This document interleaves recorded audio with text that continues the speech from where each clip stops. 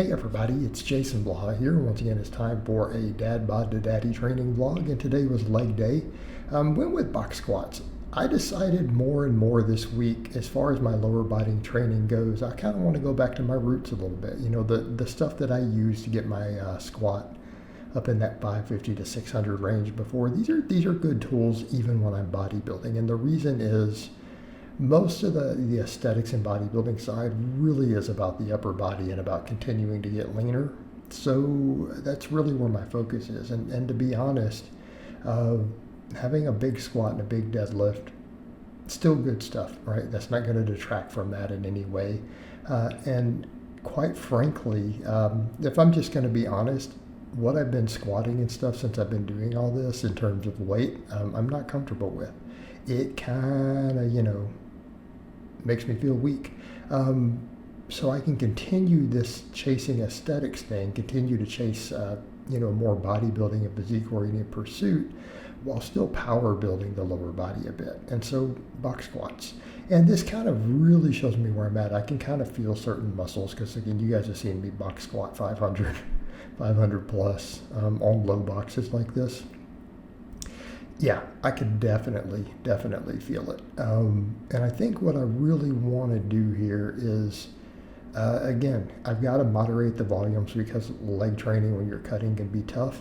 But realistically, even without focusing on quads a lot, my quads tend to get big when my squats go up. So I'm just going to hammer the squat, right? Box squats, good mornings, belt squats. And the same thing, I'm like, look, I need to use the belt squat machine. I have it. I don't have access to a leg press. Let's just use it in the way that we know build a squat. Quit trying to, do the whole thing. Well, if I do this, I can get the most quad activation. Let's just stop. Because when I had a 600 squat, my quads and my legs were stacked. In fact, even when I was hitting, 500 just normal back squats, my quads were stacked. Let's just stop with all that. So the box squats, though, I built up to 345 on that low box, and that felt plenty heavy. Again, keep in mind beltless. So I'm like, okay, let's just keep pushing that. And no, that's not really going to detract from what I've been doing in the previous weeks, because I've been kind of doing a little bit of heavier stuff, just trying to get a feel, building it back up. But they feel powerful. Like when I do the box squats, it really feels powerful. And you guys have seen me do, years ago, I did tons of videos on box squats, why I program them, how I've used them to build lifters with 500 squats, 550 squats, 600 squats, right? You guys have seen the proof with the various clients put up on the channel over the years and years and years. Okay, we know it works. So again, part of that's going to be building the good mornings back up. Because if I can good morning 500 pounds, I can squat 500 pounds.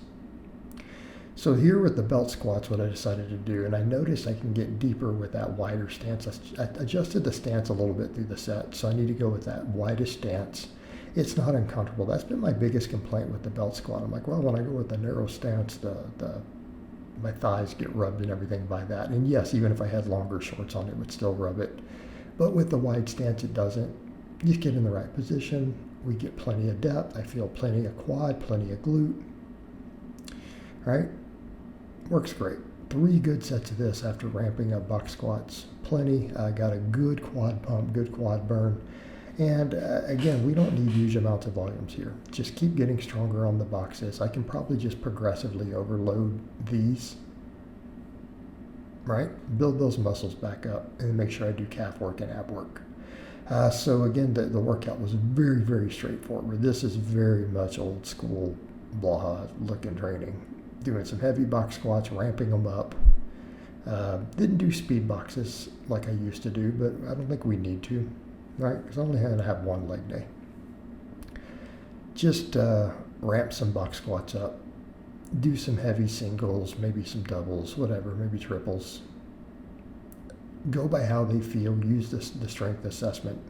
Again, get good at it because it carries over. You guys have seen me do that, walk over and box squat big weights and then just pull the box out and replicate the same form. My squats tend to look really pretty when I do that, because we basically just perform the box squat without the box. So I did my 3 sets of that, did my 3 sets of calf raises. The calf raises I think are going to be important on the cut. And I know everyone's like, dude, your calves are jacked no matter what. They are. I don't have to do calf raises. But from a cutting perspective, when I'm walking and doing other stuff, the more jacked my calves are, I burn more calories. It just makes getting leaner easier. And like we said, that cut's coming along well down to 208. We're going to get to 200 then reassess, but I'm probably going to need to go lower. Again, reminding people this is not a contest cut. I'm not trying to get shredded, but I do need to have all the love handle area, all the loose skin tightened up. And I do need to have nice visible abs 24/7. So even in the evenings when I've eaten more food, we need that to be tight. Again, business decision, right? Business decision. And to be honest, the calf work helps. Plus, big, thick, shredded, aesthetic calves always look good in a pair of shorts. And if we're going to talk about dad bod to daddy, I'll tell you guys, women, notice that. I have been complimented on my calves in public by complete strangers, by women. So, again, don't neglect your calves. And keeping in mind, they'll help you burn more calories. They'll help you get leaner. The exception might be if you're trying to be a marathon runner. You don't want big calves. Everyone else, go ahead and just train your calves. It's not that hard. Basic progressive overload and consistency. What I decided to do also after this, I'm like, those reverse hypers, because if I'm going to box squat again, I should probably do some reverse hypers even on this leg day. I normally am doing it on the deadlift and posterior chain day. Those reverse hypers go a long way, particularly when I need to recover from stuff. They're a good recovery tool. I'm cutting right now, so I'll take anything I can get. So I did my 1 set of hanging leg raises here, and then we jumped over to the reverse hyper. I'm like, I'm only going to do 1 set. Let's just go as hard as we can. I got around 50 reps, which again tells me, maybe I got to push those reps up higher.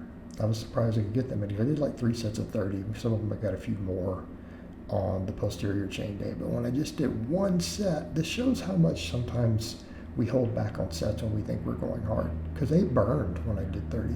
But this, I'm like, let me just keep going. Okay, we got to 30. Can I get 5 more? Can I get 5 more? And again, I lost count. So when I say 50, I don't know that it was exactly 50. I literally lost count. There's a point where I was just like going until it just burned and I had to stop. So it's just kind of pushing through. But again, good way to finish the lower body day. Because if I can get that low back strong, those good mornings will come back up. And if the good mornings come up, the box squats, squatting and everything will come up. And then the belt squats and stuff will just build it. All right? And then we'll just do the aesthetic work. We'll be making sure we do plenty of calves and all that. And continuing to get leaner. All right, guys, but that's really all I have to say on that today. I hope it's been informative, and I'll talk to you guys and gals next time.